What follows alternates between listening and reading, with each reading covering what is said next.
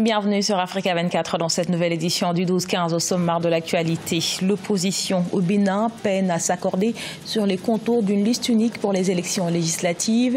Le parti USL de l'homme d'affaires Sébastien Ajavon annonce qu'il fera cavalier seul pour cette échéance électorale prévue le 28 avril 2019. Hausse de la dette publique au Cameroun. Entre 2014 et 2018, elle est passée de 3 726 milliards de francs CFA à plus de 7 000 milliards en 2018. Toutefois, les institutions financières internationales restent optimistes quant à sa viabilité. Et puis retour sur la 18e édition du prix des meilleurs artisans de développement et de l'émergence à Abidjan. En Côte d'Ivoire, 20 prix ont été décernés à 15 lauréats. Mais tout d'abord, le nouveau président Félix Tshisekedi, déjà sur le front social en République démocratique du Congo. Une semaine après sa prise au pouvoir, manifestation des étudiants, grève des transports en commun. Le président va agir au plus vite, mais aussi marquer les esprits avec des décisions qui répondent directement aux besoins de la population. Le service de communication de la présidence annonce que le nouveau chef de l'État a instruit la chaîne des dépenses publiques pour qu'on soit payé en procédure d'urgence les arriérés ainsi que tous les avantages revendiqués. En pensée, le rang serré depuis l'accord de principe acté par les principales forces politiques de l'opposition, mais sur le terrain, le projet peine à avancer en raison de querelles intestines. Ainsi, le parti Union sociale libérale de l'homme d'affaires Sébastien Ajavon a annoncé qu'il se présentera seul aux prochaines élections législatives. Reportage à Cotonou de notre correspondant Lefty Ono. Blocage dans les pourparlers pour la constitution d'une liste unique de l'opposition aux législatives du 28 avril au Bénin.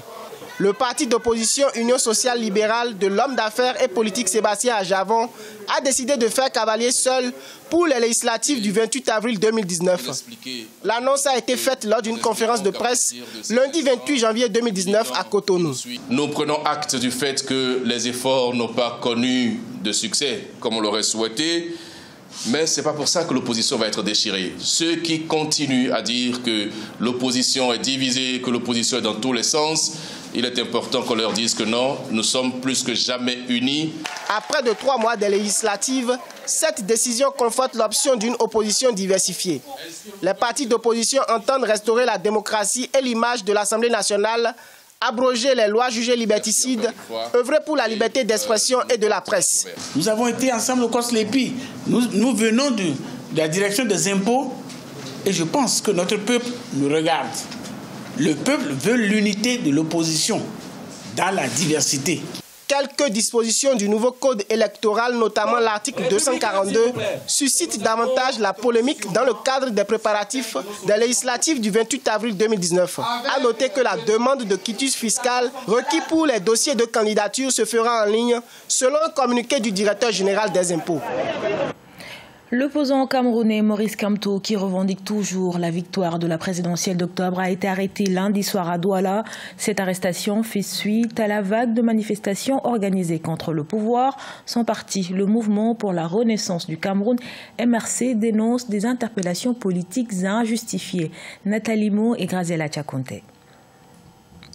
Accusé d'être à l'initiative des manifestations contre le gouvernement, le président du Mouvement pour la Renaissance du Cameroun, Maurice Kamto, a été arrêté ce lundi 28 janvier 2019 à Douala avec 15 de ses militants. Selon les responsables de ce parti, il s'agit d'un complot qui vise à détruire leur dynamique. Lorsqu'on voit tout ce qui se passe, l'objectif est de décapiter le Mouvement pour la Renaissance du Cameroun. Donc nous restons en alerte. Les militants restent mobilisés et nous attendons voir ce que nous allons prendre comme décision pour pouvoir faire face à cette forfaiture du gouvernement. Le samedi 26 janvier, le MRC a organisé des manifestations pour dénoncer le résultat de la dernière présidentielle qu'il qualifie de hold-up électoral et également la gestion de la crise anglophone. Ces manifestations interdites ont été réprimées par les forces de défense. Selon les juristes, le MRC s'est exposé à des poursuites judiciaires en organisant des manifestations publiques illégales. Oui, parce que à ce que je sache, ils ont annoncé leur marche et la marche avait été interdite par certaines autorités administratives. La loi 92 10/56 justement portant sur les partis politiques prévoit la possibilité de suspension par le ministre de l'administration territoriale à l'article 17 et même de dissolution à l'article 18 en cas de troubles graves engendrés par un parti politique. Le professeur Maurice Kamto continue de revendiquer sa victoire à la présidentielle du 7 octobre 2018. Les motifs légaux justifiant son arrestation n'ont pour l'heure pas été communiqués. Et les appels à la libération de Maurice Kamto se multiplient. L'opposant qui conteste la réélection du président Paul Biya et quelques-uns des cadres de son parti, le MRC, ont passé leur deuxième nuit dans les locaux de la police judiciaire de Yaoundé. Les leaders de l'opposition, à l'instar d'Aker Emouna du Front populaire pour le développement ou encore le Front social-démocrate SDF, ont appelé à la libération immédiate de l'opposant. Par ailleurs, 2 journalistes ont été arrêtés lundi soir alors qu'ils couvraient les événements. Le président du syndicat national des journalistes du Cameroun exige leur libération. Toujours au Cameroun, la dette publique reste soutenable, même si elle a fortement évolué entre 2014 et 2018. Elle est passée de 3 726 milliards de francs CFA à plus de 7 000 milliards en 2018. Les institutions financières internationales restent optimistes quant à sa viabilité au niveau local. Toutefois, les experts suggèrent une amélioration de la gestion de cette dette. Corinne Kamsofem. De 3 726 milliards de francs CFA en 2014, la dette publique de l'État du Cameroun est passée à 7 131 milliards de francs CFA en 2018, selon le ministère des Finances. Une inflation annuelle moyenne de près de 1 000 milliards de francs CFA qui a débouché sur une accumulation de la créance publique estimée en 2018 à 33% du produit intérieur brut. Des prêts contractés pour davantage soutenir les projets structurants selon la politique définie par le chef de l'État. Il s'est mis dans la logique d'accélérer la croissance, il s'est mis dans la logique d'accroître son stock d'infrastructures et il n'avait pas la ressource dans l'immédiat et forcément par rapport à cette ambition-là, il a été appelé à emprunter de la ressource immédiatement disponible.